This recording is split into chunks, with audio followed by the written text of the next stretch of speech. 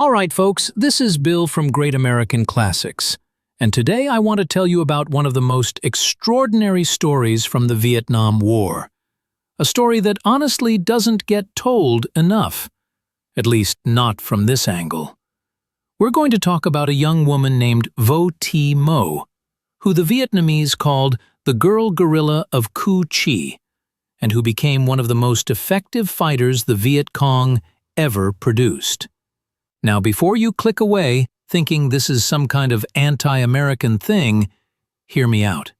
Because understanding this woman's story actually helps us understand what our soldiers were up against in Vietnam, why that war was so incredibly difficult, and why the men who served there, especially the tunnel rats who had to go underground and fight in conditions that would give most people nightmares, why those men deserve our respect and our gratitude, even more than we usually give them. This is a story about courage on both sides, about the human capacity to endure unimaginable hardship, and about a conflict that was far more complicated than any movie or documentary can really capture. So let's get into it. To understand Vo Thi Mo, you first have to understand the place she came from, a place called Cu Chi, which is about 25 miles northwest of Saigon, what's now called Ho Chi Minh City. And Cu Chi, man, Cu Chi was something else entirely. The Americans called it a destructive coordinate, which was military speak for one of the most dangerous, most heavily bombed, most intensely contested patches of ground in all of Vietnam. This was an area of less than 40 square kilometers that saw more combat, more bombing, more death than almost anywhere else in the entire war. And the reason for that was simple. Cu Chi sat right on the doorstep of Saigon, the capital of South Vietnam, the center of American operations, and it was absolutely riddled with tunnels. Now, when I say tunnels, I'm not talking about a few holes in the ground. I'm talking about an underground network that stretched for over 250 kilometers. That's about 150 miles, running from the western outskirts of Saigon all the way to the Cambodian border. These tunnels had been started back in the late 1940s during the war against the French, and by the time the Americans arrived, they had grown into something that defied imagination. We're talking about entire underground cities with multiple levels, some of them going down 60 feet or more into the earth. There were living quarters down there where fighters slept on narrow bunks carved into the clay walls. There were kitchens with special ventilation systems designed to disperse cooking smoke so it wouldn't give away their positions, piping the fumes through long passages before releasing them far from the actual cooking areas.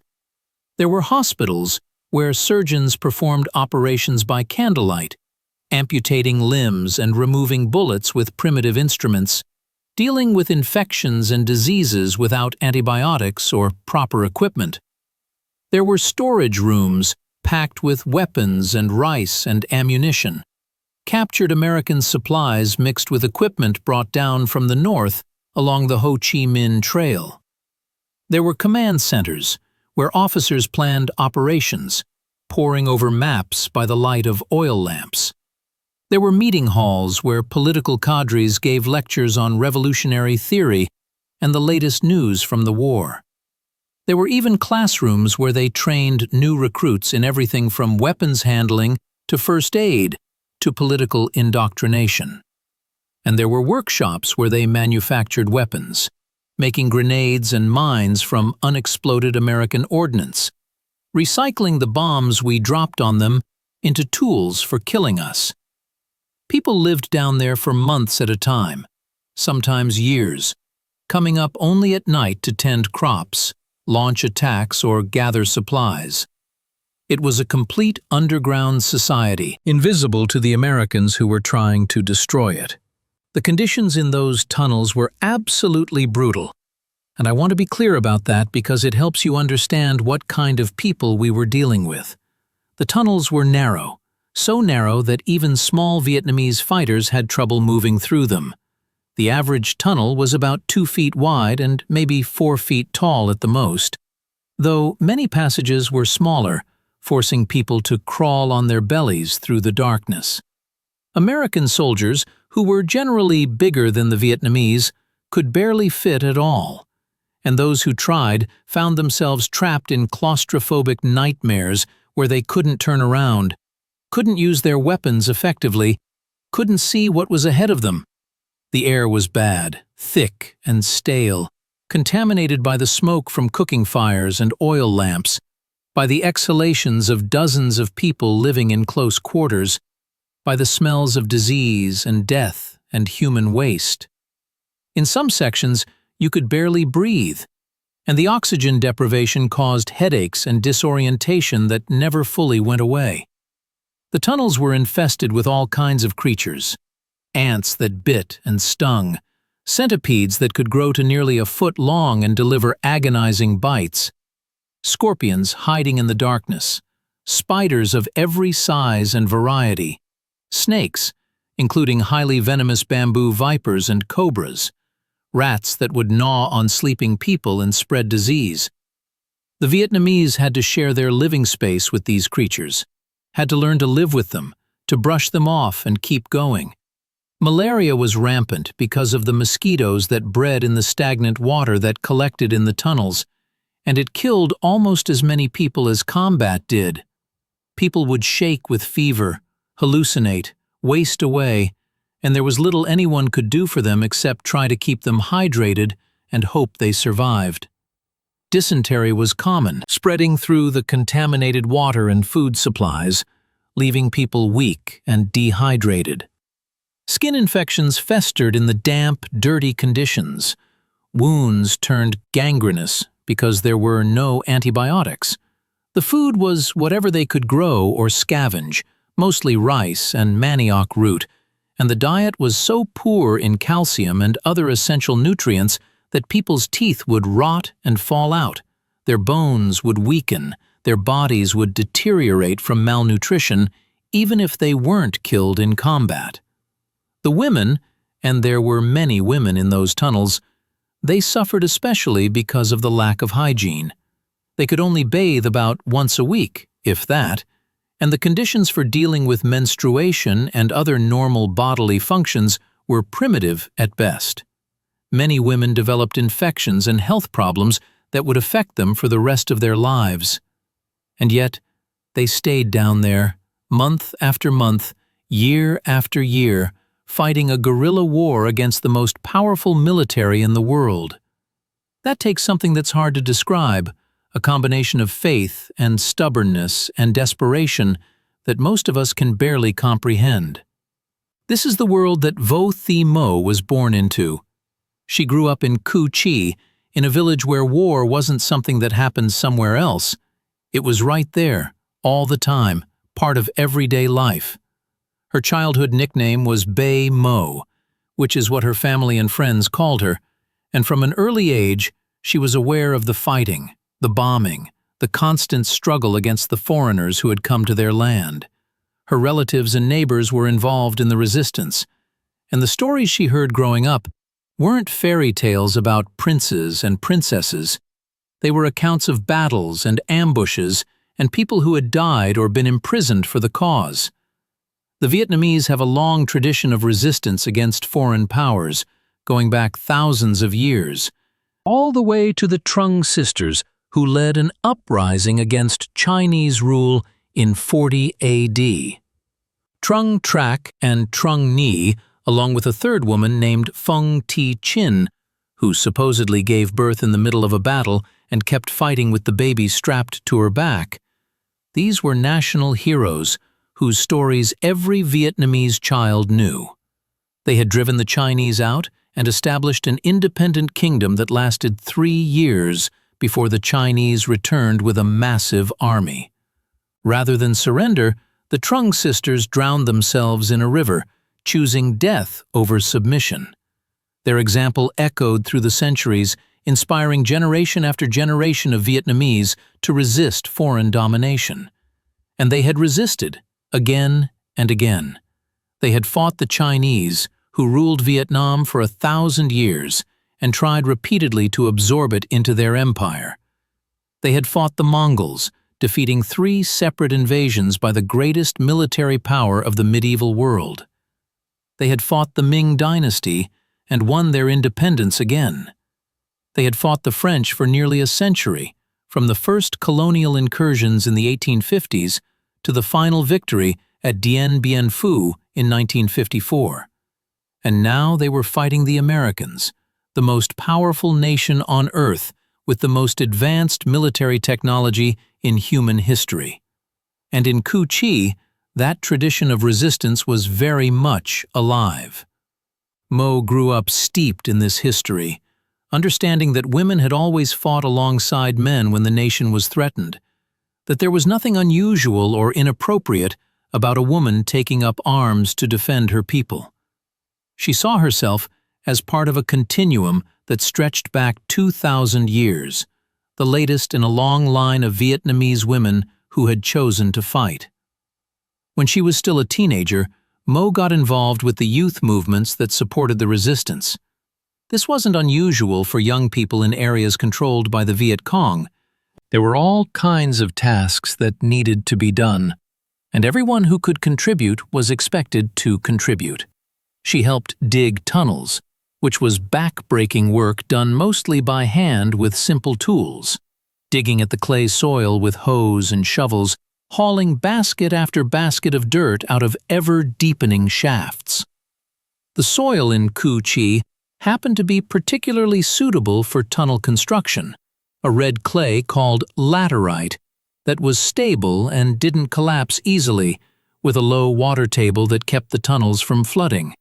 The clay would harden after it was exposed to air, almost like natural cement, which made the tunnels remarkably durable. But suitable didn't mean easy. The work was exhausting, dangerous, and seemingly endless because the tunnel network was always being expanded, always being improved, always being repaired after American attacks. The tunnels were designed with incredible ingenuity, incorporating lessons learned over decades of underground warfare. They zigzagged constantly to reduce the impact of explosions and prevent anyone from seeing very far down a passage. They had trapdoors every few meters, disguised so cleverly that you could walk right over them without noticing. They had water locks at key points, sections that could be flooded to prevent poison gas from spreading through the system. The ventilation shafts were concealed as termite mounds or hidden in clumps of vegetation, positioned so that smoke from cooking would disperse over a wide area and not reveal the tunnel's location. There were multiple levels, with the deepest chambers reserved for the most important command posts and hospitals, so deep that even B-52 bombs couldn't reach them. The whole system was designed to absorb punishment and keep functioning, to be impossible to completely destroy. Mo transported ammunition from one location to another, carrying heavy loads through jungle trails where American patrols might appear at any moment, where helicopter gunships could swoop down from the sky without warning, where booby traps and unexploded ordnance were everywhere. She built shelters and dug trenches, fortifying positions against the inevitable attacks. She served as a liaison, carrying messages between different units, memorizing information because written messages could be captured and used against the resistance. She even participated in art performances because the Viet Cong understood that morale mattered, that people needed music and theater and poetry to keep their spirits up during the long years of fighting. There were entertainment troupes in the tunnels, groups of young people who would perform revolutionary songs and plays, maintaining the human spirit even in the depths of the earth. Her father apparently wanted to send her somewhere safer, somewhere she could continue her education away from the war zone, where bombs weren't falling and soldiers weren't searching every village for suspected insurgents. But Mo refused to leave. She wanted to stay and fight. She wanted to be part of the struggle, to contribute to victory. to avenge the friends and relatives who had already been killed. When you grow up in a place like Khe Sanh, where death is everywhere and the enemy is constantly trying to destroy everything you know, neutrality isn't really an option. You either fight or you submit. And Mo wasn't the submitting type. By the time she was 15, she had moved from support work to more direct involvement, going to the front lines to help transport ammunition for soldiers and to carry wounded fighters back to the underground hospitals. This was dangerous work, not just because of the combat itself, but because American helicopters could appear overhead at any time, raining down fire from M60 machine guns and rocket pods. Booby traps and unexploded ordnance were everywhere, and one wrong step could mean death or maiming. The jungle itself was hostile, full of leeches and insects and plants that could cut or poison you. And if you were captured, the interrogation methods used by the South Vietnamese and their American allies were brutal. Mo knew all of this, and she went forward anyway, again and again, learning the skills she would need when she became a fighter herself. In December of 1966, when she was around 19 years old, Vo Thi Mo officially joined the Khe Sanh Women's Guerrilla Platoon. This was a unit composed entirely of women, formed in November of 1965 to fight alongside the male guerrilla units, and it was one of the most effective fighting forces in the entire Khe Sanh tunnel complex. The platoon started with just 3 members: team leader Nguyen Thi Nay, political officer Tran Thi No, and Le Thi Xuong, who would later become the political commissar. But it grew quickly as more women volunteered, eventually reaching several dozen fighters who would earn a fearsome reputation among both the Americans and the South Vietnamese. The women of this platoon had to overcome tremendous skepticism from their male comrades, who didn't believe that women could fight as effectively as men. Vietnamese society, despite its tradition of women warriors, was still deeply patriarchal, and many men simply couldn't accept that women belonged on the battlefield. There's a story that Mo herself told about this, and it's kind of funny in a dark way. She said there was a saying in the camp that women were so useless they couldn't even piss above the grass. It was a crude insult meant to put women in their place, to remind them that they were physically inferior and should stick to cooking and nursing and other women's work. So one day, Mo and a group of other women climbed to the top of a tree and urinated from up there, and then told the men, "See, we can piss above the grass just like you and fight like you too." It sounds crude, but it captures something important about what these women were up against: the constant need to prove themselves, to demonstrate that they belonged, that they could do everything the men could do and then some, and prove themselves they did. Mo was elected platoon leader almost immediately after joining, which tells you something about how quickly she distinguished herself, how obvious her leadership qualities were to everyone around her. Within her first year, she had earned the title of Outstanding Fighter in Killing U.S. GIs, which was a formal designation the Viet Cong used to recognize their most effective combatants. This wasn't just a pat on the back, it was an official title with specific criteria. There were different grades depending on how many enemy soldiers you had killed. Grade 3 meant you had killed 3 American GIs. Grade 2 meant 6, Grade 1 meant 9, and eminent grade meant 10 or more. Mo earned the eminent grade, meaning she had personally killed at least 10 American soldiers, probably more. At 19 years old, she was already one of the deadliest fighters in her district. Now I want to pause here and acknowledge what we're talking about, because it's uncomfortable. This woman killed American soldiers, our soldiers, young men from our country who were doing their duty as they understood it, who had families back home waiting for them, who were scared and homesick and trying to survive in a jungle that was trying to kill them in a dozen different ways. That's not something to celebrate or glorify.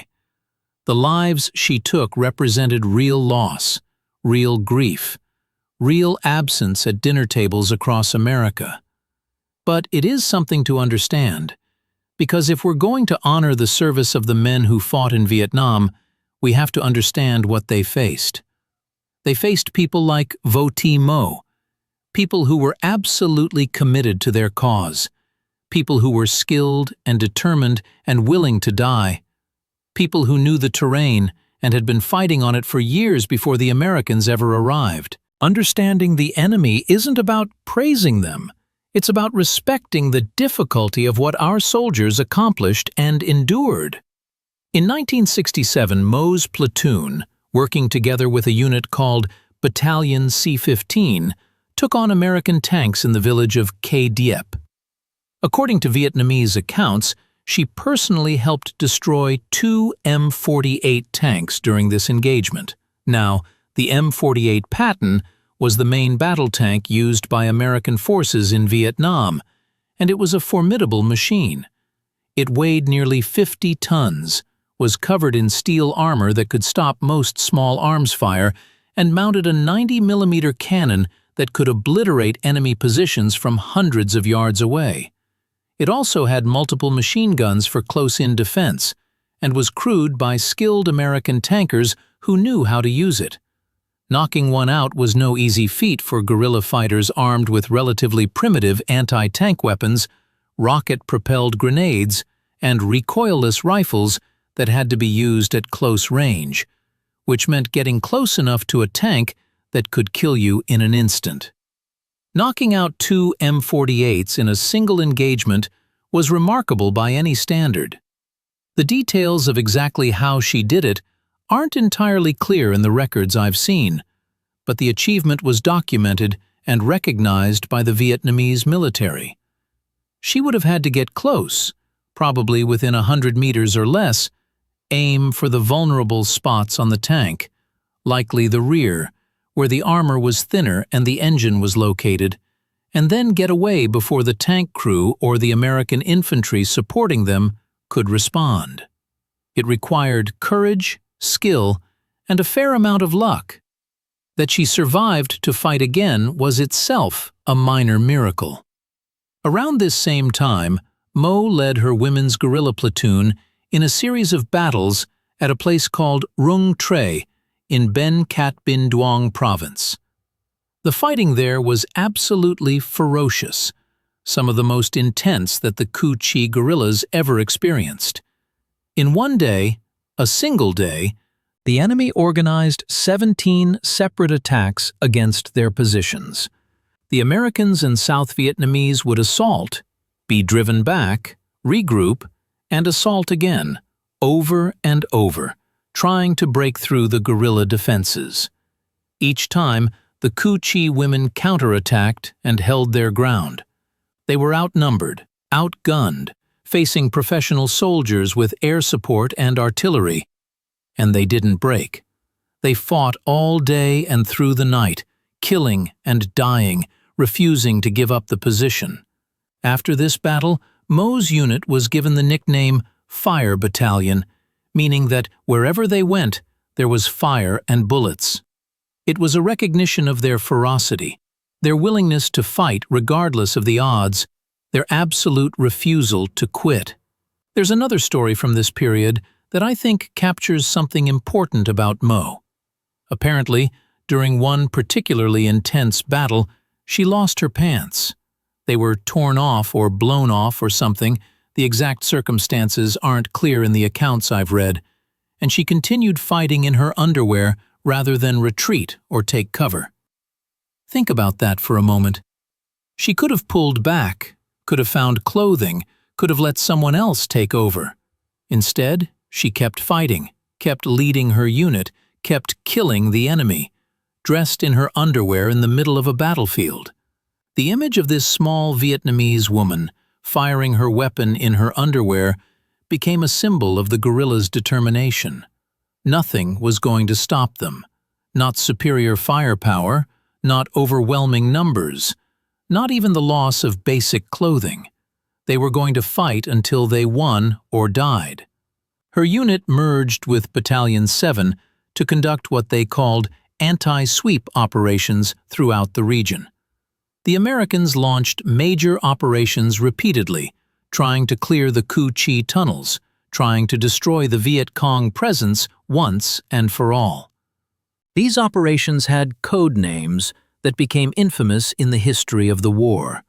Operation Crimp, Operation Cedar Falls, Operation Junction City, each one larger and more destructive than the last. They would carpet bomb an area first, turning the jungle into a wasteland of craters and shattered trees. Then the ground troops would move in, sweeping through systematically, searching every hut and every suspicious patch of ground. They would pump tear gas and smoke into tunnel entrances, flood them with water, seal them with explosives. They would bulldoze entire villages, relocating the population to strategic hamlets where they could be monitored and controlled. And still the tunnels survived, and still the fighters kept fighting.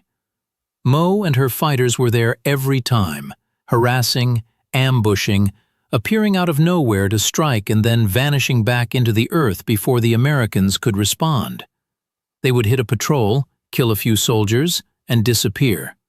They would mine a road, blow up a truck, and be gone before the helicopters arrived. They would infiltrate a secured area, attack from inside, and escape through tunnel entrances that the Americans had never found. This was guerrilla warfare at its most frustrating for the conventional military forces trying to fight it.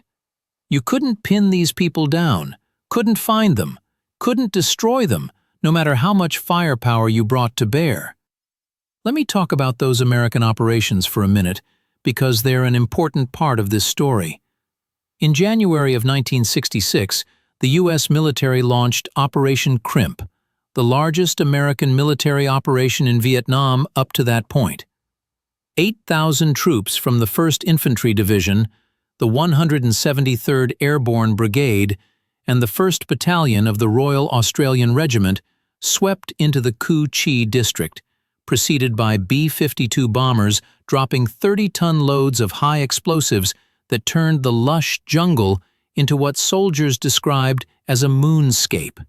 The sound of those bombs, the ground shaking like an earthquake, the walls of the tunnels cracking and sometimes collapsing, the people huddled in the darkness praying the next bomb didn't land directly on top of them.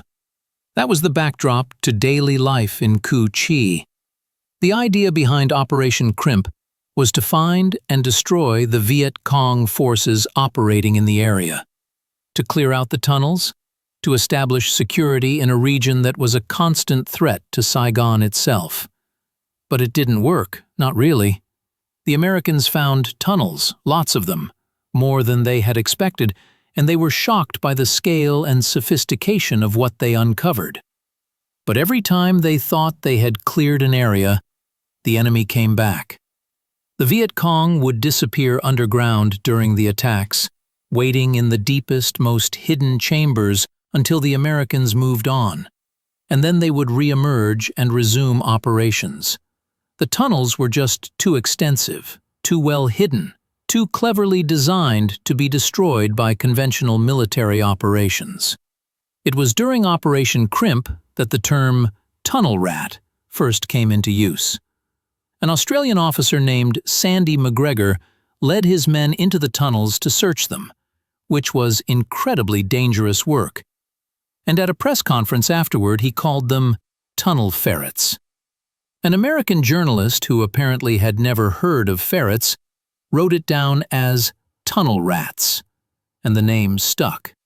These were the men who volunteered, and I want to emphasize that word, volunteered, to go down into those dark, narrow, terrifying tunnels armed with nothing but a pistol, a flashlight, and a knife.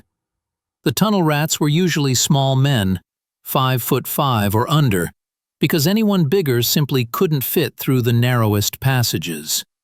Many of them were Hispanic, Puerto Rican or Mexican American, because they tended to be smaller in stature than the average American soldier. They would lower themselves into black holes that might be booby-trapped with grenades rigged to tripwires, with punji sticks coated in feces to cause infection, with pits containing sharpened bamboo stakes, with boxes of scorpions or venomous snakes positioned to dump onto anyone who triggered the mechanism. The Viet Cong were incredibly creative with their booby traps, using whatever materials were available, including unexploded American ordnance that they would carefully disarm and repurpose. A tunnel rat might find a grenade hanging from a wire at neck height, or a pit covered with camouflaged bamboo, or a section of tunnel rigged to collapse on anyone who entered. And then there were the enemy fighters waiting in the darkness, just a few feet away. The Viet Cong who defended the tunnels were as skilled as any soldiers on Earth at close-quarters combat in confined spaces. They knew every twist and turn of their underground world, knew where the ambush points were, knew how to move silently and strike without warning. A tunnel rat might round a corner and find himself face to face with an enemy who had been listening to him approach for the last 5 minutes. The darkness was absolute, so complete that you couldn't see your hand in front of your face, and your flashlight, if you dared use it, just made you a target. The enemy could hear you coming, could see your light, could set an ambush around the next corner, and wait for you to crawl right into it. The tunnel rats were some of the bravest soldiers in Vietnam, and they deserve to be remembered. They faced things that would give most people nightmares for the rest of their lives, and they went back again and again because the job needed to be done. Guys like Robert "Batman" Batten, who volunteered for 2 extra tours with the tunnel rats and ended up on the Viet Cong's top 10 most wanted list because of how effective he was at his job. Guys like Captain Herbert Thornton, who was known as the father of the tunnel rats, and created specialized teams to enter, clear, and exploit the tunnels. Guys like Sergeant Harold Rejo Ruiz, who had been fighting communists since he was a teenager in Cuba and became obsessed with tunnel warfare, going down into passages where he knew enemy fighters were waiting, hunting them in the darkness. These men developed their own techniques, learned through trial and error and the death of friends. They used red-lensed flashlights because the Viet Cong only used white lights and candles, so you could tell friend from foe in the darkness. They learned to fire no more than 3 shots before reloading because the enemy might rush them while they were changing magazines. They carried small-caliber pistols, usually .38 revolvers or .45 automatics, because the noise of a larger weapon in the confined space would deafen them and leave them disoriented. The muzzle flash from firing a weapon in total darkness would blind them temporarily, so they learned to close their eyes before pulling the trigger.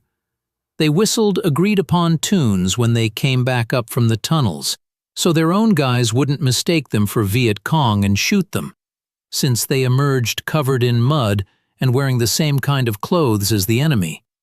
They ate Vietnamese food and wore Vietnamese clothes when they went down, trying to mask any smell that might give them away, because the Viet Cong could smell the difference between an American and a Vietnamese in the darkness. The tunnel rats developed their own culture, their own traditions, their own dark humor to cope with the horrors they witnessed. Their unofficial motto was a mock Latin phrase, non gratum anus rodentum, which translates roughly to not worth a rat's ass. They had their own patches and insignia, their own way of identifying each other. They were a brotherhood, forged in the darkest places imaginable. Men who had shared experiences that no one else could understand. When they came back to the surface after a mission, they would often sit in silence, unable to put into words what they had just been through. Some of them went down hundreds of times, accumulating knowledge about the tunnel systems that made them invaluable, even as the psychological burden grew heavier and heavier. In 1967, the Americans tried again with Operation Cedar Falls, which was even bigger than Crimp, 30,000 troops sweeping through the Khe Sanh district and the Iron Triangle to the north. This was the largest American operation of the war to that point, involving multiple divisions, massive artillery support, and hundreds of aircraft.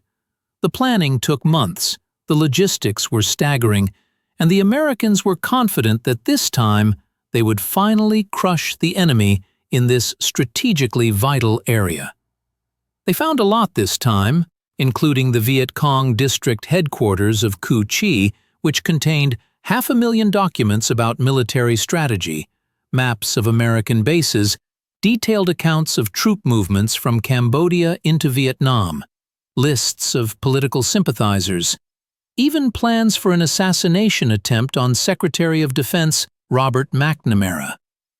They captured weapons caches containing thousands of rifles and tons of ammunition. They destroyed miles of tunnels, collapsing them with explosives, flooding them with water, pumping them full of tear gas and smoke. They bulldozed entire villages that were suspected of supporting the enemy, relocating the population to areas where they could be monitored. It looked like victory.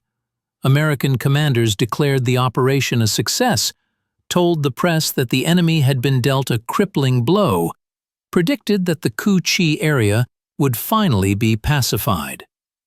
But still, the tunnels survived. The Americans would clear an area, declare it pacified, move on to the next target, and the Viet Cong would return within months, sometimes within weeks. They would dig out the collapsed tunnels, or dig new ones. They would filter back into the villages that had been destroyed and start rebuilding their networks. They would emerge from tunnel entrances that the Americans had never found, entrances hidden in rice paddies and under haystacks and inside wells, and resume their attacks as if nothing had happened. The tunnels that were missed in Operation Cedar Falls were used as a staging area for the Tet Offensive in January 1968, when the Viet Cong launched coordinated attacks across all of South Vietnam, including inside Saigon itself. Fighters emerged from those tunnels, made their way into the capital, and struck targets all over the city, including the American embassy. The offensive was a military disaster for the Viet Cong. They took catastrophic casualties, but it was a psychological victory that turned American public opinion against the war and began the slow process of withdrawal. And it was launched in part from tunnels in Khe Sanh that the Americans thought they had destroyed. Through all of this, Vo Thi Mo was fighting, living in the tunnels for weeks at a time, sometimes months, emerging at night to launch attacks, disappearing back underground before dawn. The schedule was brutal, sleeping during the day in cramped chambers where you could hear the American tanks grinding overhead, going out at night to fight or gather supplies, always tired, always hungry, always afraid that this might be the day they finally caught you. The conditions were hellish in ways that are hard to convey to anyone who hasn't experienced something similar. The heat underground was oppressive, the air thick and hard to breathe. You couldn't move around during the day because any activity might be detected. You couldn't talk above a whisper because sound carried strangely in the tunnels, and the enemy might have listening devices planted nearby.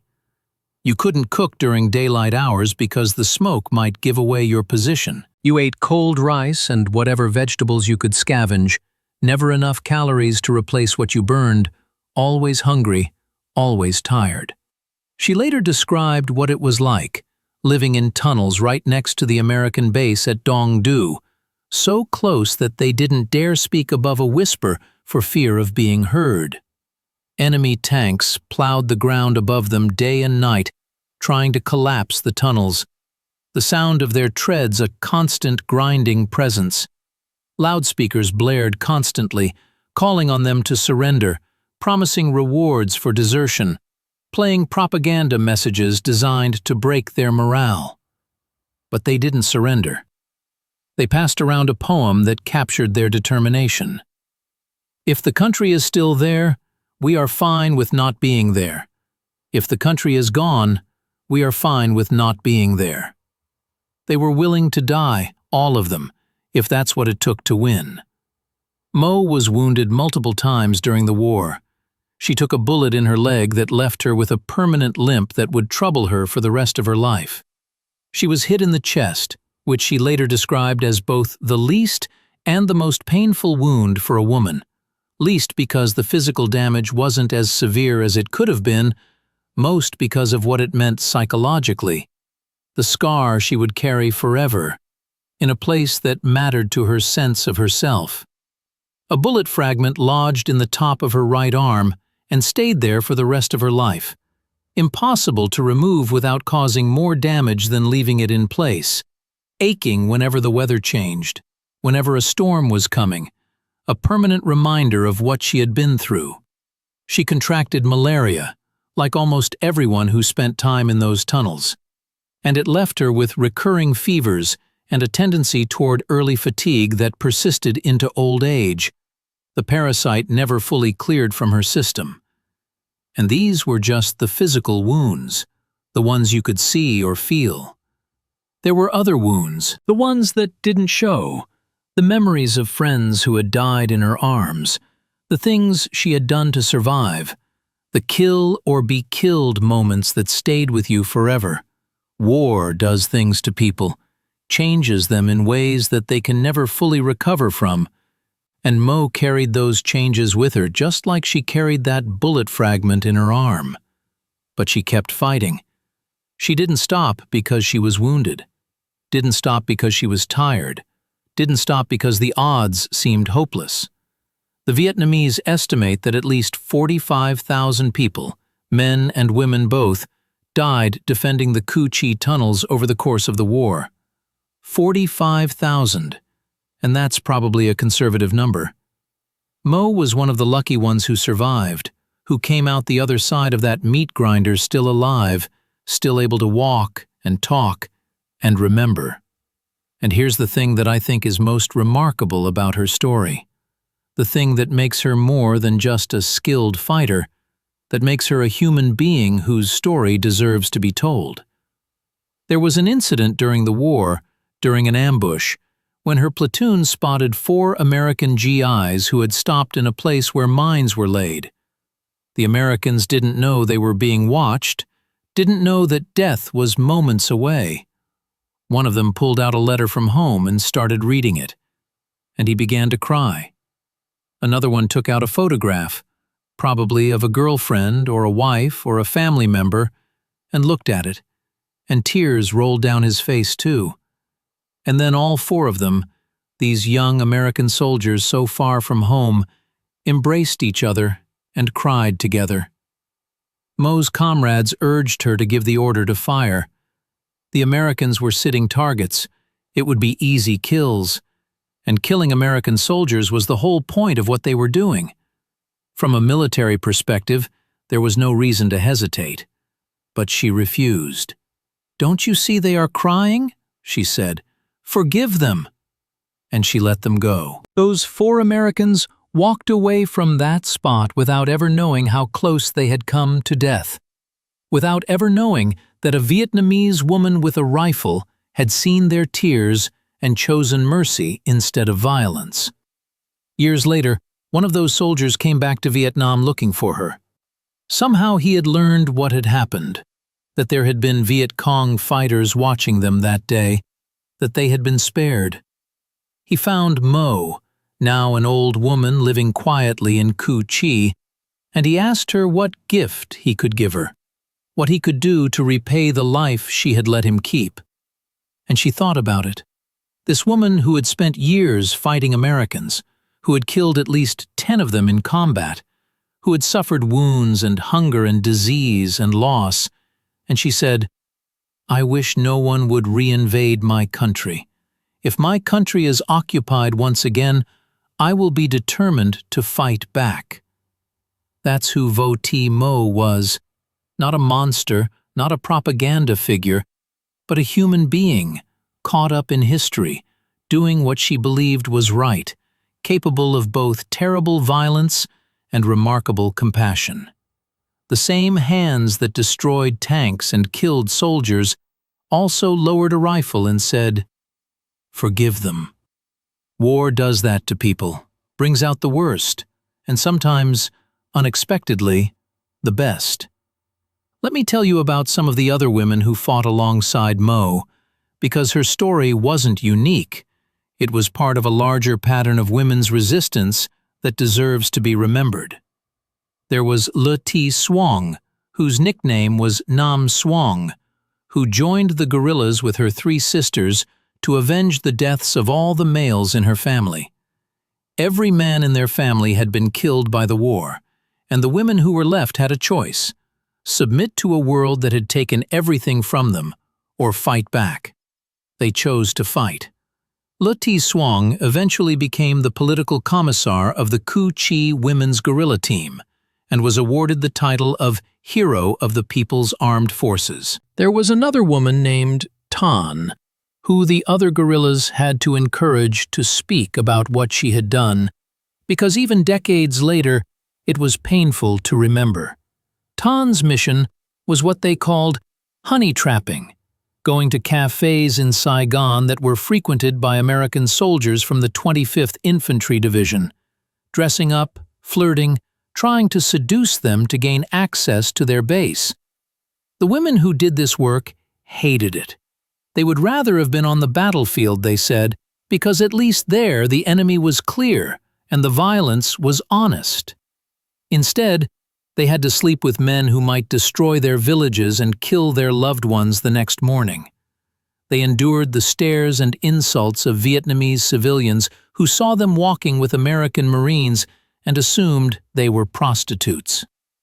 Tan bore it all, sketching detailed maps of American installations, providing information that would be used to plan attacks, until she was caught in 1970. The South Vietnamese soldiers tortured her for days, and they only released her when her wounds became gangrenous and they thought she was going to die anyway. She didn't die. She survived to tell her story decades later, surrounded by the other grandmothers who had once been guerrilla fighters. The Cu Chi Women's Guerrilla Platoon conducted operations throughout the region, attacking district capitals, capturing enemy forts, shooting down vehicles. They participated in the battle for the Cu Chi district capital itself, capturing the enemy fort in a lightning assault that demonstrated their tactical skill. In one engagement, working with the Khe Sanh battalion, they shot down 25 vehicles and killed many American and South Vietnamese soldiers.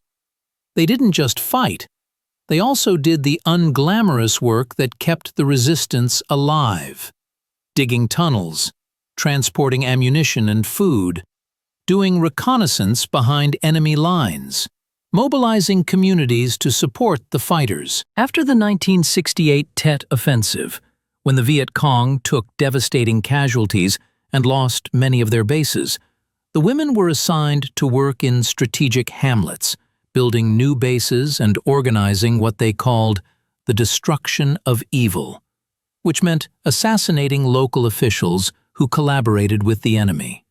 3 sisters from the guerrilla team once disguised themselves as farmers, hid guns in bundles of straw, broke into the house of a station chief in Tan Phu Trung, and shot him dead with a single bullet.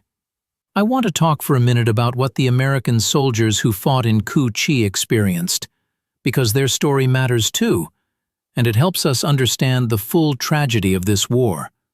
The 25th Infantry Division was stationed at Cu Chi starting in 1966, and they built one of the largest American bases in all of Vietnam right on top of the tunnel complex. They didn't know it at first, but the enemy was literally underneath them. Soon after they set up the base, weird things started happening. Helicopter motors were sabotaged overnight, and no one could figure out how. Food went missing from supply depots. Soldiers were killed in their cots, inside the perimeter, inside what was supposed to be a secure base, and no one could figure out how the attackers had gotten in or gotten out. It turned out there were trapdoors and tunnel entrances scattered throughout the base area, hidden so cleverly that the Americans had built right over them without ever knowing they were there.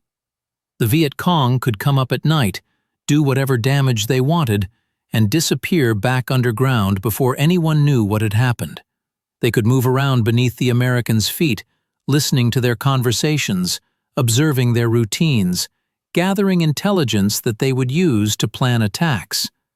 In 1970, tunnel rats discovered that Viet Cong code breakers had been intercepting, decoding, and translating every radio transmission from the 1st and 25th Infantry Divisions. Every order, every troop movement, every resupply mission had been known to the enemy in real time. The sudden loss of that intelligence source immediately made both divisions more effective and safer. But think about how many men had died because of information leaked from those hidden listening posts. The 25th Infantry Division had a proud history going back to World War II, when they had fought across the Pacific, earning the nickname Tropic Lightning for their distinctive shoulder patch and their combat effectiveness.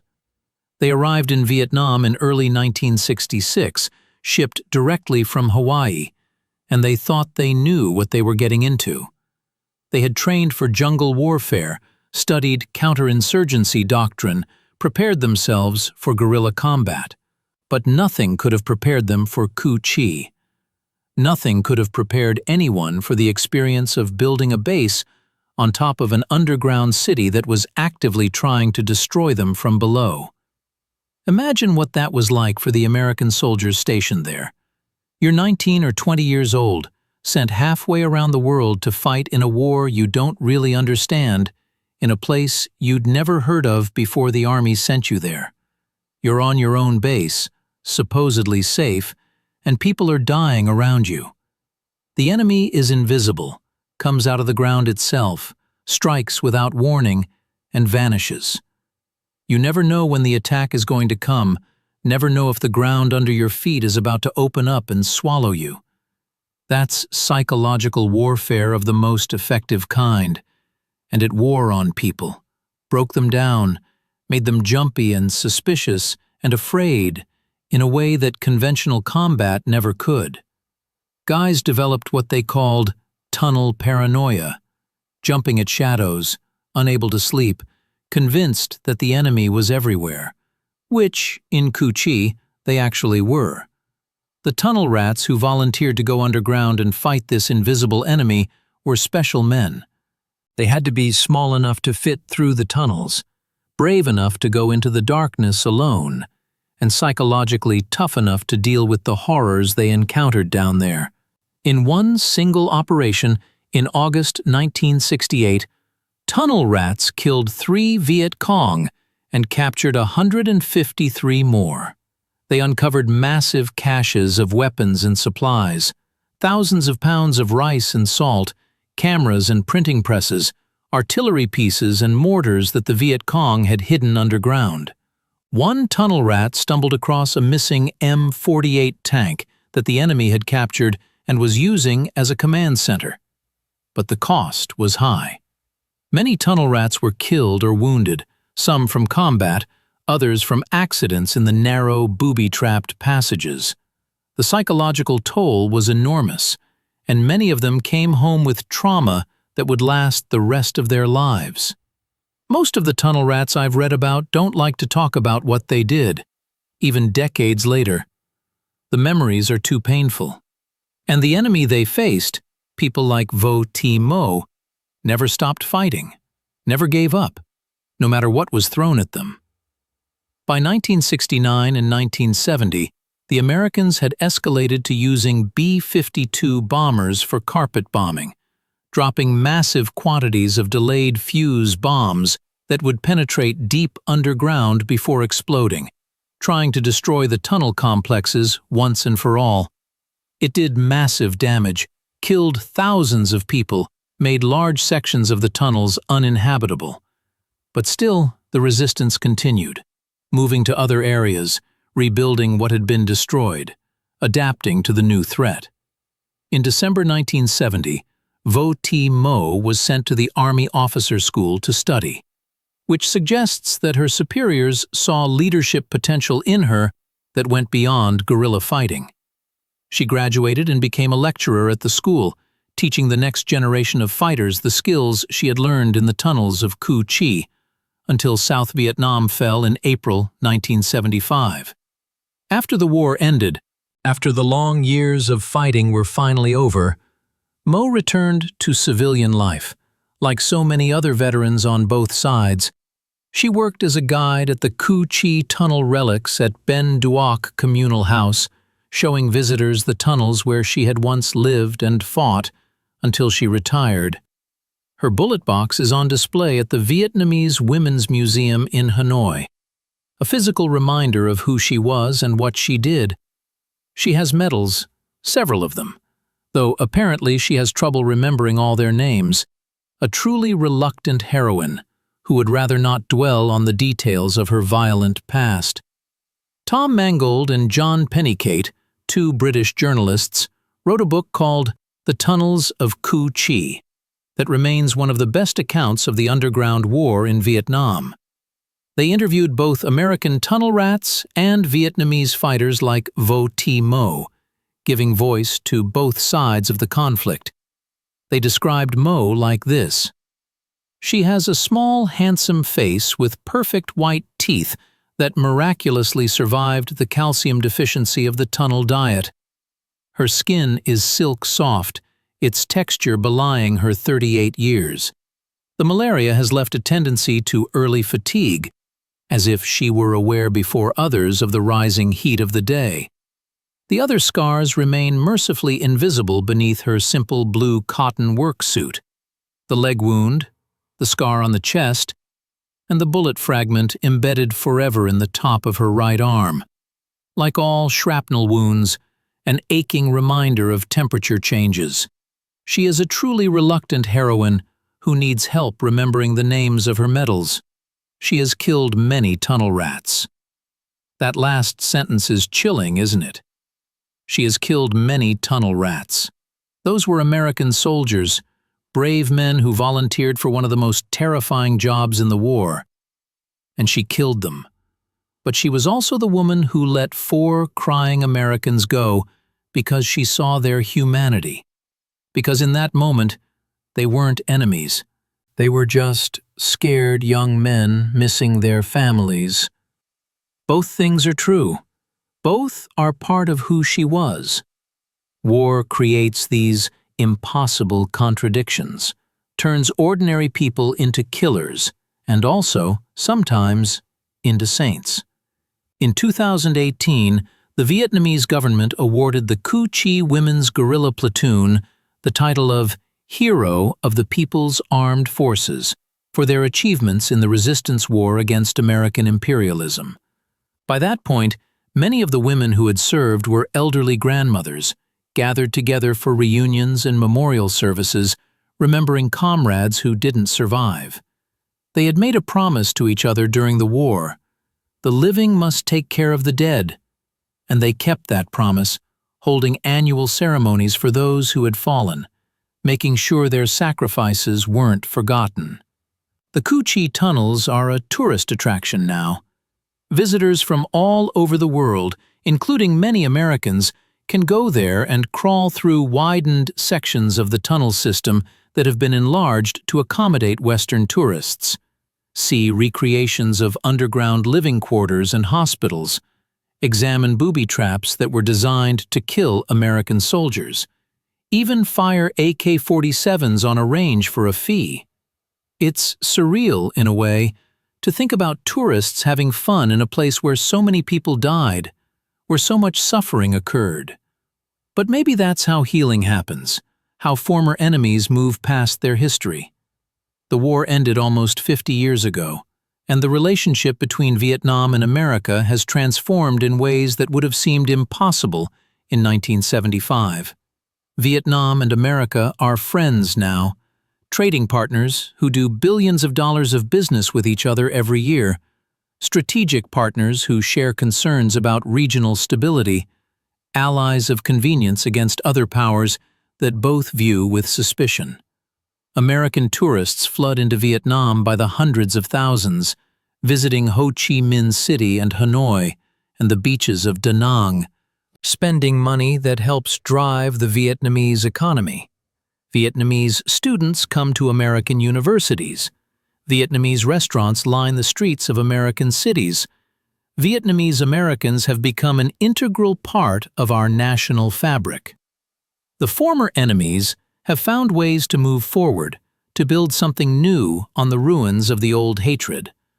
There have been joint efforts to locate the remains of missing soldiers, both American and Vietnamese, to bring closure to families who never knew what happened to their loved ones. American veterans have returned to Vietnam, some of them specifically seeking out former enemies to shake hands and acknowledge the shared humanity that transcends the violence of the past.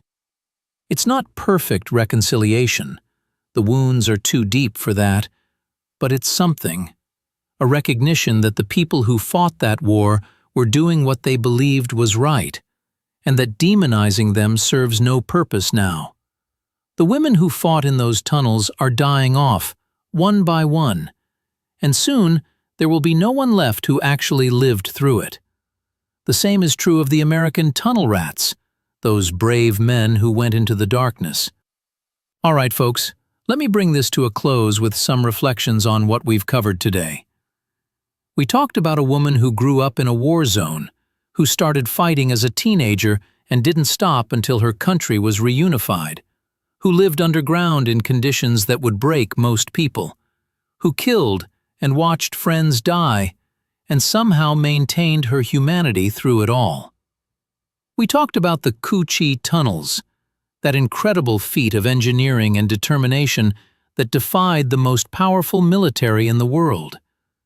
We talked about the tunnel rats, American soldiers who volunteered to go into the darkness and fight an invisible enemy, who showed courage that defies comprehension. And I think the lesson, if there is one, is that war is more complicated than we usually acknowledge. There were heroes on both sides of the Vietnam War, people of extraordinary courage and dedication, people who believed they were doing the right thing and were willing to die for it. Vo Thi Mo was one of those people. The American tunnel rats were those people. They were enemies. They tried to kill each other, and yet they shared something, a willingness to go into the dark, to face the worst that war has to offer, to keep fighting when every instinct said to run. That's worth remembering, worth honoring, even when we're talking about people who were on opposite sides.